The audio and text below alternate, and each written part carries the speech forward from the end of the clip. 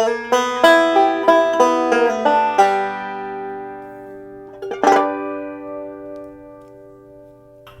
everybody, welcome to episode 3 or lecture 3 of my series in Philosophy 101.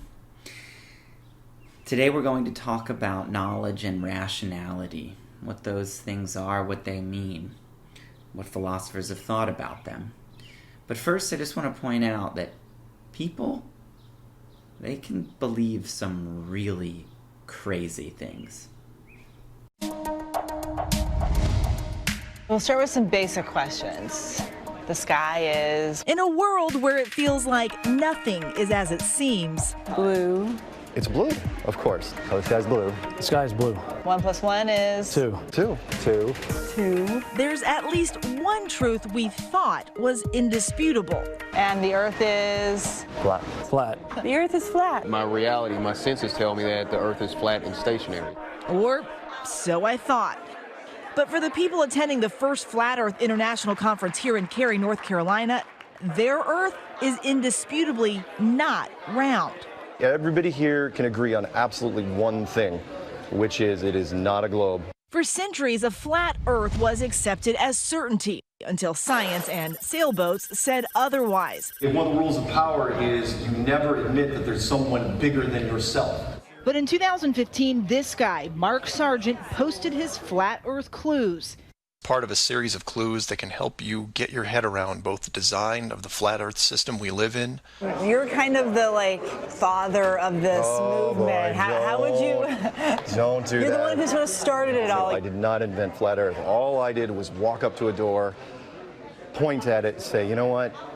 I think there's some really interesting things on the other side of this, and check it out for yourself. If flat Earth is a university, FEA, then I would be the freshman recruiter. People have traveled from around, actually, Mark would say, across the flat world to attend. The first rule of Flat Club is you don't talk about Flat Club. Until now. I have a poem about that. It's right here. Amy Nicholson wrote a book of poetry about her flat Earth journey. A few months flat and 7 months to rally. Kim Gurley came to the conference from Houston. I haven't really come out all the way yet. I'm still a little in the closet. The North Pole's in the middle. Lainey Inavali came from even farther. I mixed with quite a lot of flat earthers in New Zealand. You know Flat Earthers, I guarantee it, but you don't know who they are because they're afraid of talking about it. 1, 2, 3. Like many modern movements, this one has grown in large part out of the internet, with rappers like Odd TV evangelizing to hundreds of thousands of subscribers. No more living on a cartoon ball. And YouTube channels like Globebusters, encouraging skepticism about what you've been taught. For the serious students here at the conference, This has got to a point now where it's becoming real. it all comes down to proof. When it comes to science, there's things you can test right now, right? Fire burns, water's wet, drop something, falls to the ground, that appears to be gravity. Those are things you can test, right? But the curving horizon, the sloping sea level, the spin of the Earth, unless you can see these phenomena with your own eyes, they may not be true. A lot of people are going, this is crazy, right? But think about this. For the last 20, 25 generations, this is what we've told people. Unlike what we've been told in school, some flat earthers imagine the Earth looks like a snow globe, round but not sphere. The North Pole is at the center of most flat Earth maps, with the ice of Antarctica holding everything in. So are you certain this is what the Earth looks like? Pretty sure. Almost. I mean, there are some details to be worked out, sure, but the basic concept is sound.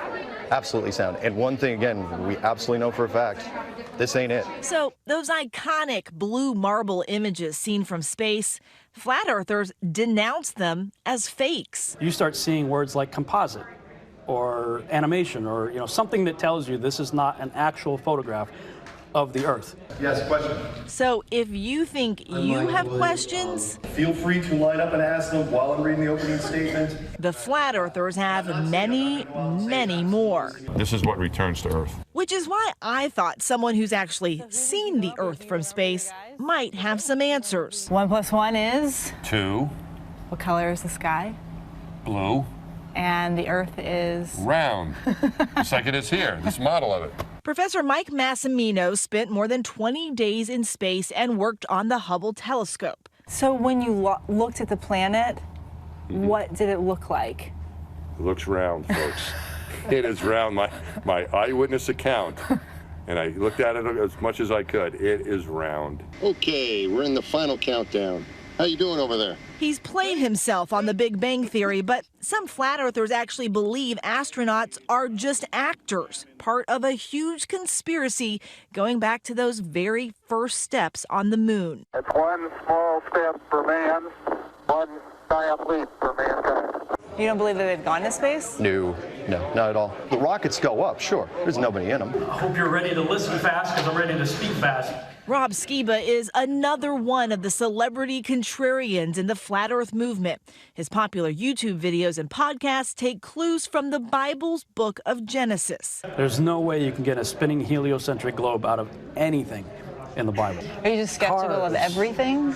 I have become skeptical of everything, and I think rightfully so. Pretty much everyone here, though, is kind of a conspiracy theorist. I'd say that's a common trait, but I think there's a little bit of conspiracy theorists in all of us. I really do.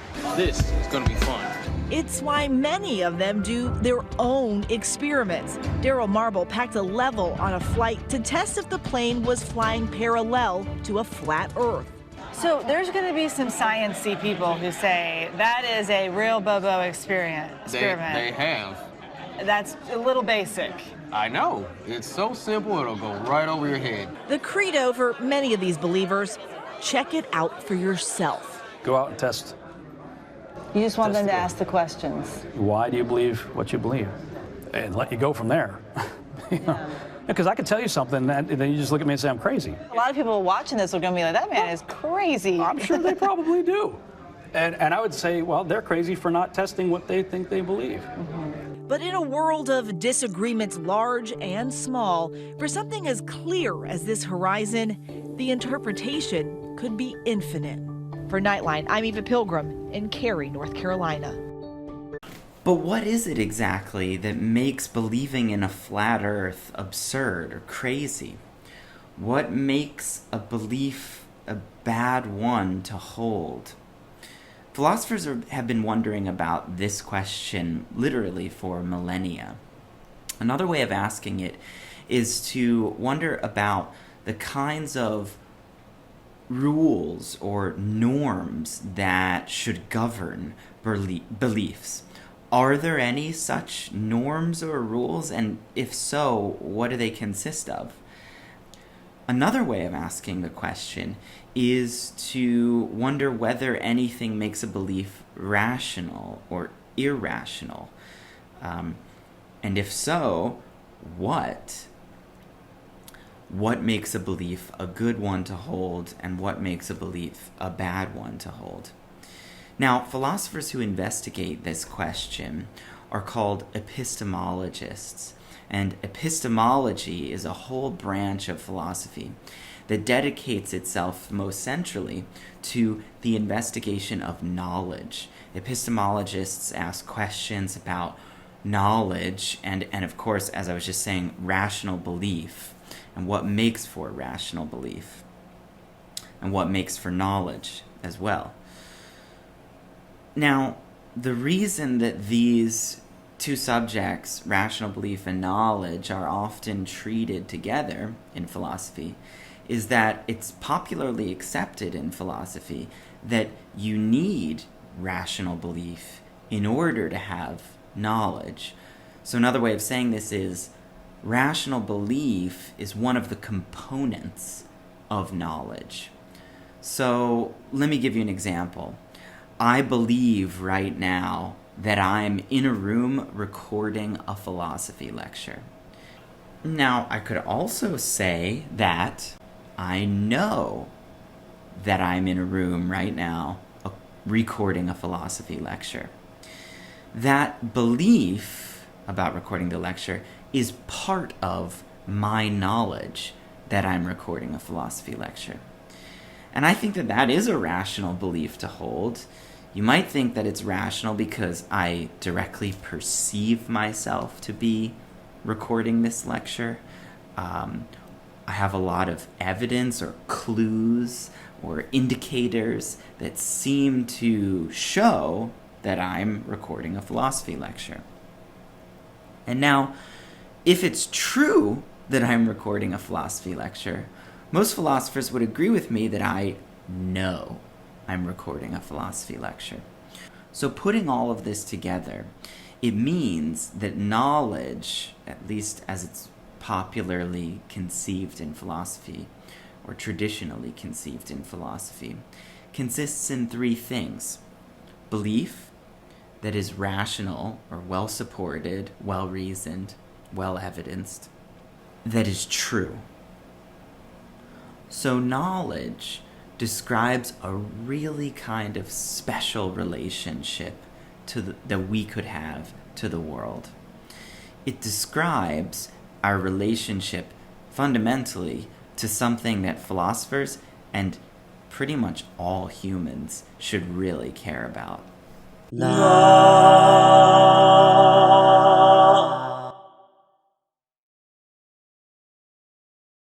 So this conception of knowledge has become known in philosophy as the traditional analysis of knowledge.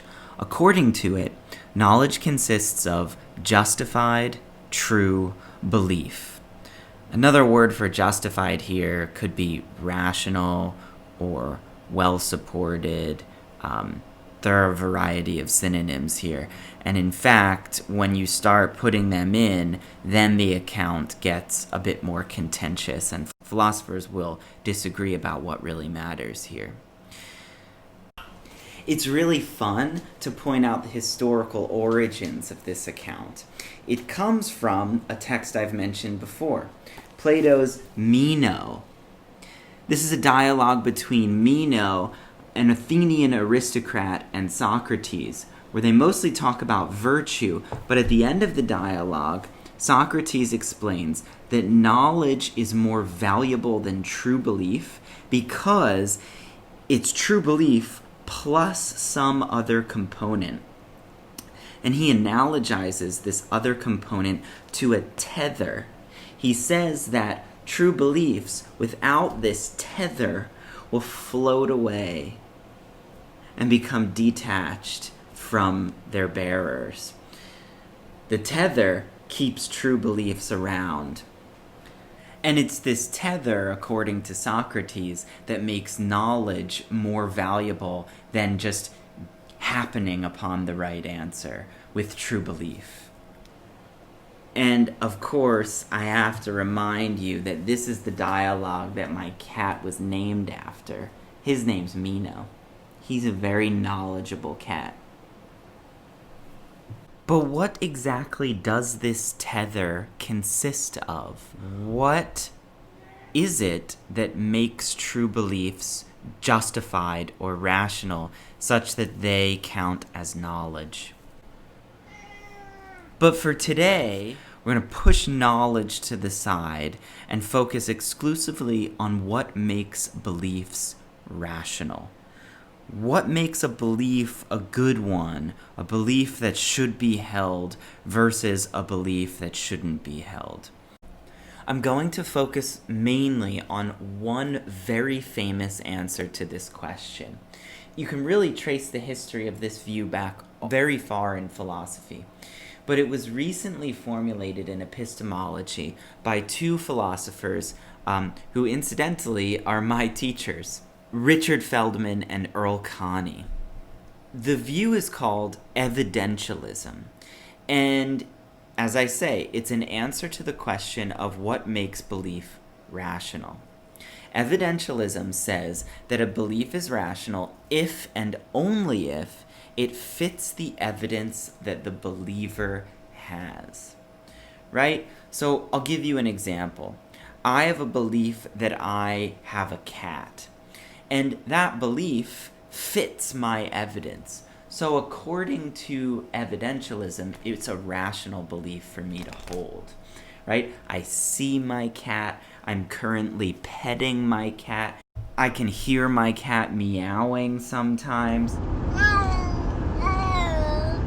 It's me. all of that constitutes my evidence for the belief that I have a cat. And that belief fits my evidence, so it's a rational one to hold, according to evidentialism. So what about belief in other things like God or flat Earth? Well, according to the evidentialist, it depends on your evidence. If you have evidence that supports the existence of God, or evidence that supports the flatness of the Earth, then you're rational to believe those things. The question is whether our total evidence, on balance, supports those beliefs. So at first, evidentialism might seem like a really intuitive view, right? What could matter for the rationality of a belief besides the evidence that the believer has to support the belief? Well, in philosophical literature, there have been a number of objections to the view. And I'm going to go through a few of them here in order to deepen our understanding of what the evidentialists are really saying about the rationality of beliefs. So, here's our first objection. It involves a batter, a baseball batter, who comes up to the plate. This baseball batter has a pretty low batting average, and in fact, it would be evidentially rational for him to believe that he's going to strike out. So according to evidentialism, he should believe that he's going to strike out and he's not going to get a hit. But we all know from sports psychology that athletes have to believe that they're going to succeed in order to have any chance of actually succeeding. So this batter forms a belief that's not supported by his evidence. He believes that he will hit the ball. Lo and behold, he forms this belief that he will get a home run, and he gets one.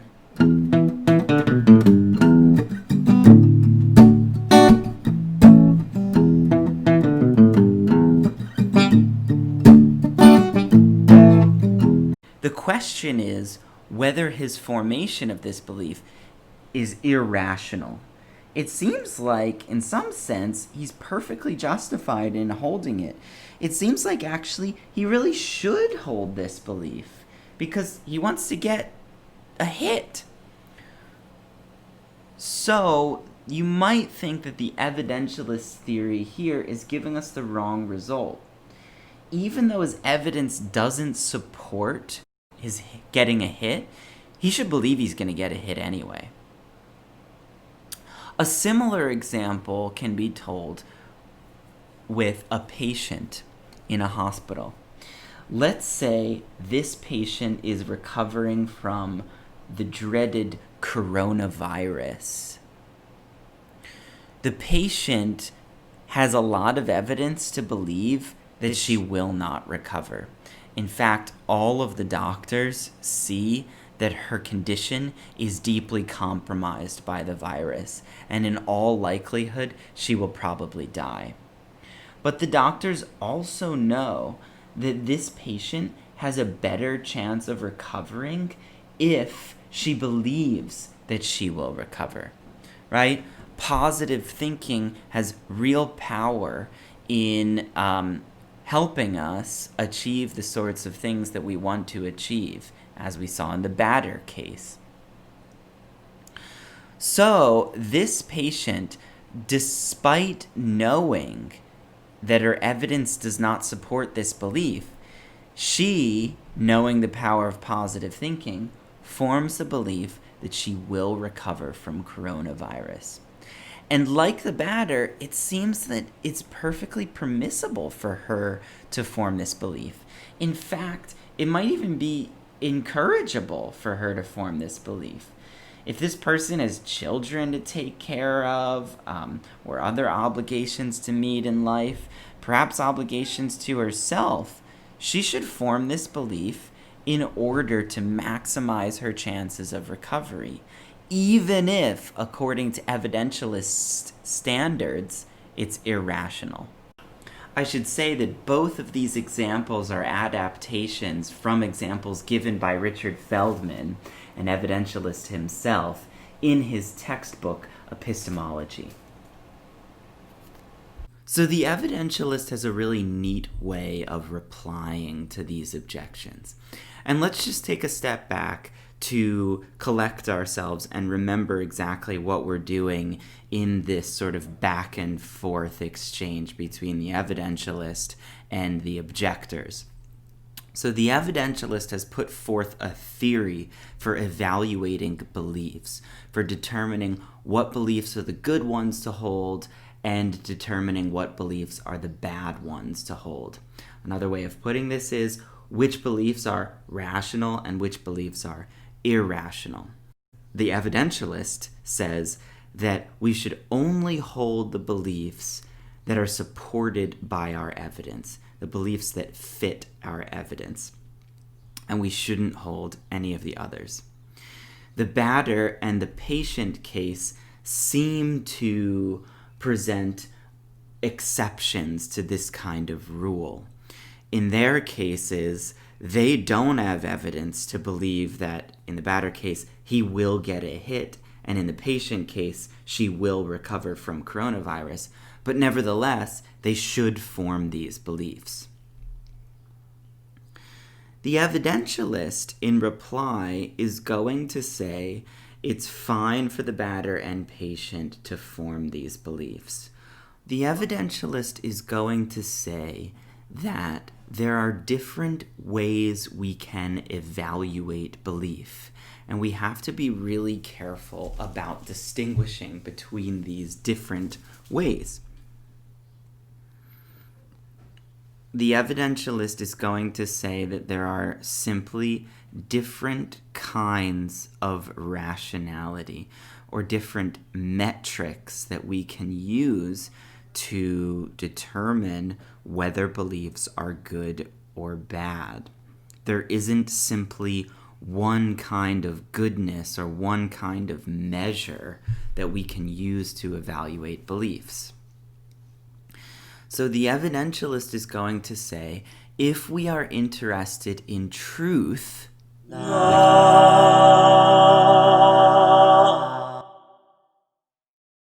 which we should recall is the fundamental aim of epistemology, right? It's a sort of investigation of our relationship to truth. The evidentialist is going to say if we are interested in that goal, then we should, in fact, only evaluate beliefs based on the evidence.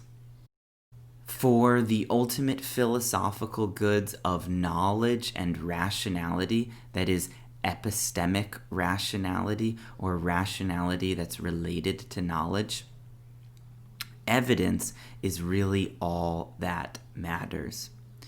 And this makes intuitive sense because in the batter case and the patient case, their aim isn't really truth. In fact, they're forming beliefs that are unlikely to be true, as we've just said. Their beliefs are going against the evidence, right? The batter has a lot of reason to believe that he won't get a hit. Same with the patient. She has a lot of reason to believe that she won't recover. But now, if our aim is not truth, we can use a different sort of metric to evaluate the goodness of the beliefs we hold. We can concern ourselves with perhaps a different kind of rationality. If we are interested in morality or our own well-being, this is especially salient in the patient case, or if we are interested in achieving other goals, like hitting a home run, then we can evaluate the goodness of beliefs based on non-evidentialist principles. So the batter's aim is not to believe the truth here. The batter's aim is to get a hit. The patient's aim is to recover. And so we can use different kinds of metrics in order to evaluate the rationality of the beliefs. being held. But the evidentialist is going to be adamant here that those sorts of metrics are not the ones that relate to knowledge and truth.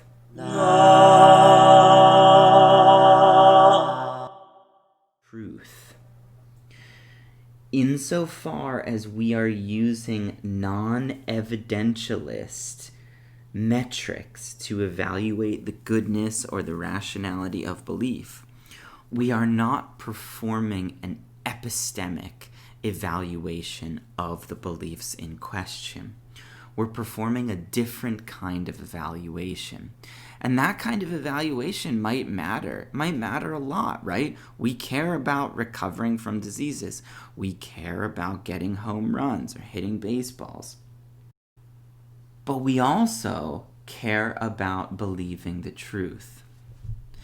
And so, depending on our goals, we should be cognizant of which kind of metric we should be using in evaluating beliefs. Once we've made the distinctions between these relevant metrics, the evidentialist seems safe from the objection just raised. The evidentialist will simply say that the objector is interested in a different kind of goal. The objector is evaluating beliefs on a different kind of metric.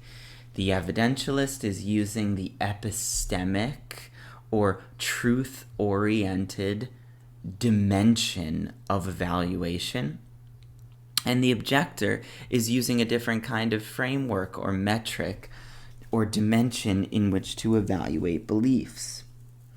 The objector is interested in the patient's well-being or the achievement of certain goals, as we see in the batter's case. Okay, so let's grant the evidentialist that this is an effective reply. That is, let's say that evidential rationality, or the evaluation of beliefs based on evidence, is a really important and relevant kind of evaluation that we can do. Let's say that it is the kind of evaluation of beliefs that's required or necessary for knowledge. Let's say that we can just distinguish between different kinds of evaluation of beliefs, and say that in the batter case and in the patient case, they're just interested in different goals. They're not interested in obtaining knowledge. They're interested rather in hitting a baseball or recovering from an illness. Okay, but there's a souped up objection that we can raise now against the evidentialist, and it seems to present graver problems for the theory. So I'm going to call this objection the researcher. So let's imagine that there is a researcher who's interested in determining whether a new drug developed by a pharmaceutical company that the researcher works for is safe. So the researcher begins doing experimentation on this drug, trying to determine whether it is indeed safe, and let's also say effective at treating the relevant illness. So the results are very preliminary. The researcher does, let's say, a small amount of experimentation, just a very, very, very little bit on this new drug. Let's say it goes through one quick round of trials, but normally drugs are required to go through far more vetting in order to be deemed safe. Question: what should the researcher believe about the safety of the drug? Now, this seems a bit counterintuitive here, because we seem to have a very strong intuition that the researcher here should be gathering more evidence before forming a belief about the safety of the drug. It seems a bit irresponsible on the researcher's part to just believe that the drug is safe after so few trials, right? Such preliminary research. Many of us seem to think that the researcher has a kind of epistemic duty or obligation to gather more evidence. If the researcher is really interested in truth, that's what the researcher should do before forming a belief about the safety of the drug. It seems like that's the kind of rational response or the rational thing to do. Rationality would require that. And moreover, it seems like if the researcher forms the belief that the drug is safe based on this preliminary evidence, that belief might be irrational in a sense. That is, it might be a bad belief to hold given the whole context that the researcher's in. So this seems to suggest that more than just evidence matters for the rationality of beliefs. How much evidence we've gathered seems to matter. How much of an effort we've made in order to gather that evidence, right?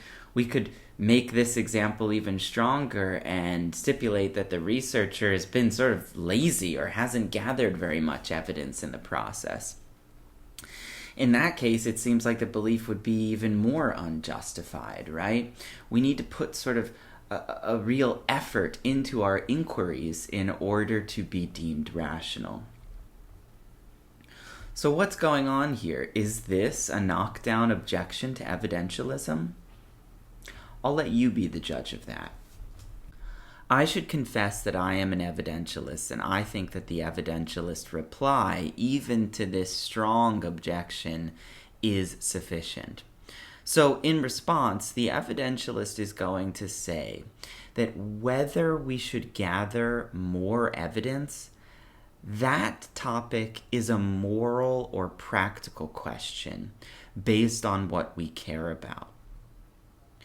Whereas the evaluation of a belief and whether that belief is supported in a rational way such that it could be a component of knowledge, that doesn't depend on moral or practical concerns or evaluations.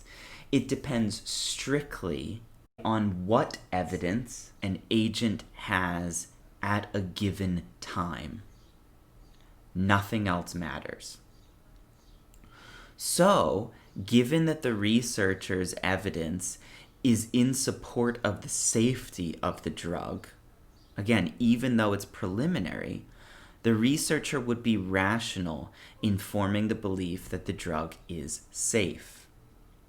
Now, the evidentialist is going to be quick to point out that that doesn't mean it's moral or practically wise or good to start giving this drug out to people, right? We might want to have really, really, really high standards for supporting or for demonstrating the safety of a drug before we make it widely available to the public. But the evidentialist is also going to drive home the point that that's a moral question or a practical question. It's a question about what we ought to do. It's not a question about what we ought to believe in any given moment. The evidentialist is concerned strictly with what we should believe in a given moment. And the evidentialist is going to say that all that matters for that kind of evaluation is what evidence we have in that moment. It doesn't depend on our actions or what we've done before forming the belief or after forming the belief. Of course, we have duties to inquire and gather other evidence. It's just that those sorts of duties aren't relevant to evaluating the rationality of a belief. And they aren't relevant to the kind of rationality that we need in order to have knowledge. So this is a complex debate, and there's a lot more to go into here. But I hope what I've provided is sufficient to give you a sense of, one, the sort of philosophical exchange that has occurred between evidentialists and critics of evidentialism. But I hope to also have given you a sense of what a lot of philosophers believe is a really important and relevant kind of rationality. Evidential rationality, or the basing of beliefs off of what evidence we have in a given moment. So this concludes today's lecture, and I hope it's gotten you thinking a bit more deeply about what separates good beliefs from bad beliefs, or what makes for rational belief and what makes for irrational belief. I'll leave you, as usual, with the discussion questions that you should prepare for class time if you're taking a class with me. And I hope to see you next time here on my channel, Philosophy Jam. Thanks, everybody.